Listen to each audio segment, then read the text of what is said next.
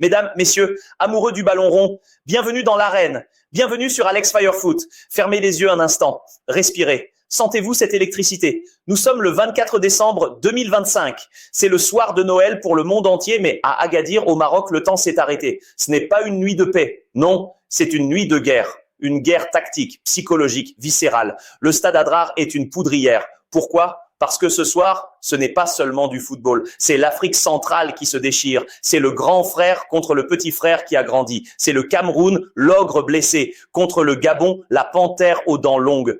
Et au-delà de ce stade, regardez bien, regardez vers l'ouest. La belle famille nous observe. Oui, nos frères ivoiriens, les champions en titre, sont là, le sourire en coin, installés dans leur fauteuil après leur victoire contre le Mozambique. Vous les connaissez, ils attendent la chute du continent. Le clash est permanent, la rivalité est éternelle. Les réseaux sociaux sont en feu, Abidjan chambre Douala, Yaoundé répond à Bouaké. C'est ça le décor, mes amis, une pression monumentale. Si le Cameroun tombe ce soir, la belle famille ne le leur pardonnera jamais. L'humiliation serait totale. Mais avant de parler de sueur et de sang, il faut comprendre le chaos. Il faut comprendre l'abîme au bord duquel se tenaient les lions indomptables avant ce coup d'envoi. Rembobinons, 3 semaines, seulement 3 semaines avant ce match. Le ciel de Yaoundé s'effondre, Marc Brice, le technicien belge, est débarqué. Terminé. La crise entre la FECAFOOT de Samuel Eto'o et le ministère atteint son paroxysme. On parle de rupture, on parle de fin de cycle. Et qui appelle-t-on pour sauver la patrie? Un homme du cru, un guerrier local, David Pagou. Il arrive le 1er décembre, non pas comme un sélectionneur, mais comme un démineur. Et là, mesdames et messieurs, l'audace, l'incroyable audace. Pagou ne fait pas dans la dentelle, il tranche dans le vif. Vincent Aboubakar, le capitaine légendaire, absent. André Onana, le gardien star, absent. C'est un séisme. Le peuple camerounais retient son souffle. Est-ce du suicide ou du génie? Pagou parle de rupture totale. Il veut des soldats, pas des généraux. Il veut de la fin, pas de la gloire passée. Le Cameroun reste le Cameroun, dit-il. Une phrase qui résonne comme un mantra, ou peut-être comme une prière. En face, le calme avant la tempête. Le Gabon de Thierry Mouyouma, eux, ils sont sereins. Pourquoi? Parce que l'histoire est leur bouclier. Jamais, entendez-moi bien, jamais le Gabon n'a perdu contre le Cameroun en phase finale de Cannes 2010-2017. Les Panthères sont la bête noire des lions. Mouyouma le sait, il a préparé ses hommes pour l'assaut, mais lui aussi a ses secrets. Pierre-Emerick Aubameyang, la superstar, est sur le banc. Blessure diplomatique ou coup de poker? Le suspense est total. 21 ans GMT. L'arbitre égyptien Amin Omar porte le sifflet à sa bouche. Le vent de l'Atlantique balaye la pelouse. Le destin du groupe F va se jouer maintenant. Dès les premières minutes, on sent quelque chose de différent. On nous avait promis une équipe du Cameroun timorée, traumatisée par ses crises internes. Que nenni. Les lions mordent. Ils sont agressifs. Regardez ce milieu de terrain. Carlos Baleba, le joyau de Brighton, il est partout. Il transperce les lignes. Il impose sa puissance. À ses côtés, le jeune Arthur Avom joue comme un vieux briscard. Le système de Pagou, ce fameux 3-5-1-1 expérimental, c'est un piège. Il densifie l'axe. Il étouffe les panthères. Le Gabon ne respire plus. Et puis, la 6e minute. Le moment de grâce. Le ballon arrive dans les pieds de Junior Tchamadeu sur le flanc droit. Il lève la tête. Il voit Brian Mbeumo. Ah, Mbeumo, le capitaine du soir, l'homme de Brentford. Ce soir, il a les clés du camion. Il reçoit le cuir dans ce demi-espace qu'il affectionne tant. Le temps se suspend. Mbeumo ne regarde pas le ballon. Il regarde l'espace. Il voit l'appel, un appel tranchant, incisif, d'un gamin que personne n'attendait à ce niveau. Karl Etta Eyong. Le joueur de Levante s'engouffre entre les centraux gabonais comme une flèche. La passe de Mbeumo est une caresse, une offrande. Elle contourne la défense, elle est téléguidée. Etta Eyong est seul face à Loïs Mbaba. Le stade se tait. Tout le Cameroun arrête de respirer. Abidjan observe, prêt à rire. Libreville prie. Le gamin ne tremble pas, sang-froid glacial. Il glisse le ballon entre les jambes du gardien. Petit filet. Mais attendez, le drapeau se lève. Hors jeu. Le cauchemar. La douche froide. L'arbitre assistant a tué la joie dans l'œuf, mais nous sommes en 2025, l'ère de la VAR. 3 minutes d'éternité. On trace les lignes, on vérifie les talons, les épaules. Le silence est assourdissant. David Pagou est immobile sur sa ligne de touche, les bras croisés, le regard noir. Et soudain, monsieur Amin Omar pointe le rond central. But, le but est validé. C'est l'explosion, la délivrance. 1-0 pour le Cameroun. Karl Etta Eyong, le nouveau visage de la tanière, vient de justifier à lui seul la révolution Pagou. Les lions rugissent et ce rugissement s'entend jusqu'à Yaoundé, jusqu'à Douala. Et croyez-moi, il fait trembler les murs à Abidjan. La belle famille ne rit plus, elle prend des notes. Le Cameroun est devant, mais un match de football, mes amis, c'est une dramaturgie en plusieurs actes. Le Gabon est touché, mais la panthère n'est pas morte. Jusqu'à la 30e minute, le Cameroun gère.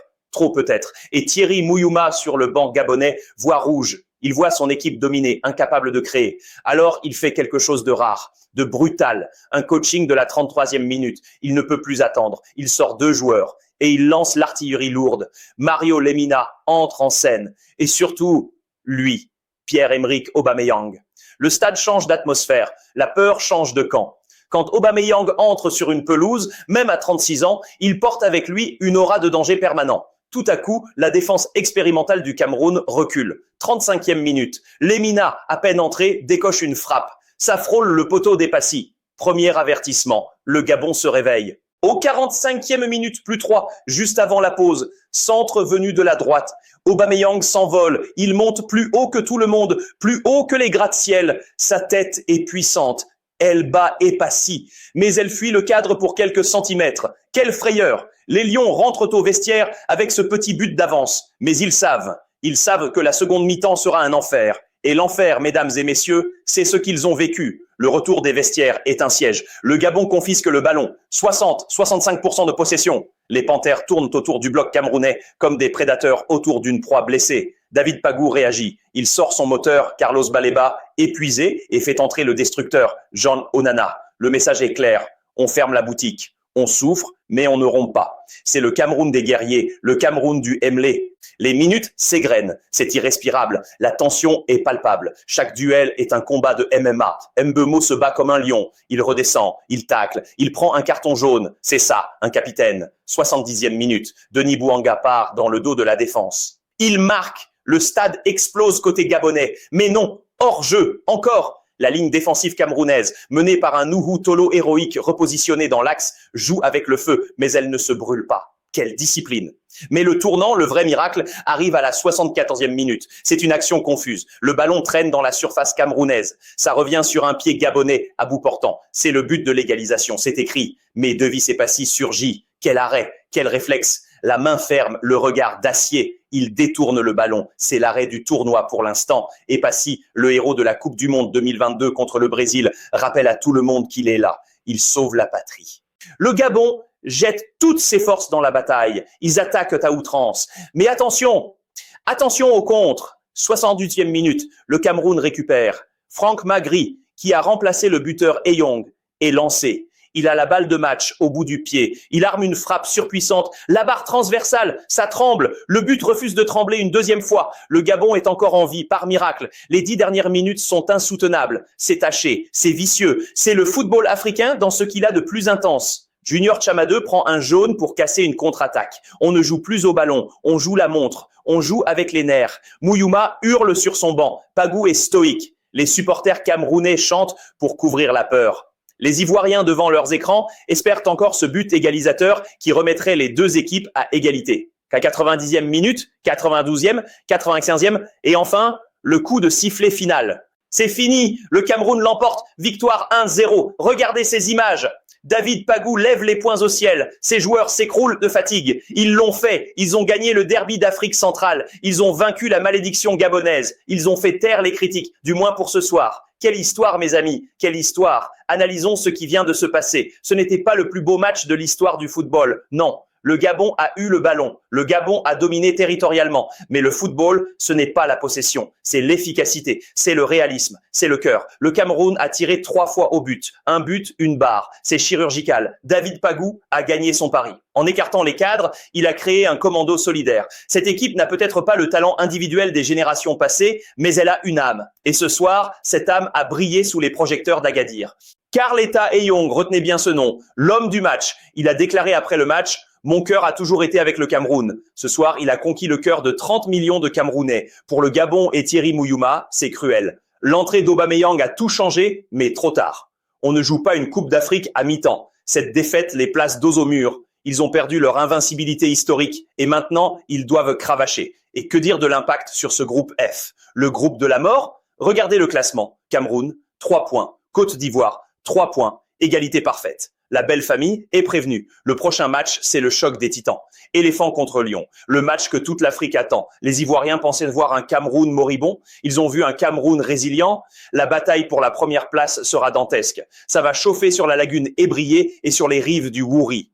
David Pagou l'a dit en conférence de presse. Le Cameroun reste le Cameroun. Nous n'avons peur de rien. Ce soir, il a prouvé que la rupture n'était pas une fin, mais un commencement. Alors, à vous, supporters des Lions, savourez. À vous, supporters des Panthères, gardez espoir. Rien n'est fini. Et à vous, la belle famille ivoirienne, préparez-vous. Le continent arrive. C'était une nuit de légende à Agadir. Une nuit où la tactique a rencontré la passion. Une nuit de football africain comme on les aime. Merci d'avoir vibré avec nous sur Alex Fire Foot. N'oubliez pas de vous abonner, d'activer la cloche et dites-moi en commentaire, pensez-vous que ce Cameroun version Pagou peut aller au bout? J'attends vos avis. On se retrouve très vite pour le débrief du choc Côte d'Ivoire, Cameroun. Prenez soin de vous et vive le football.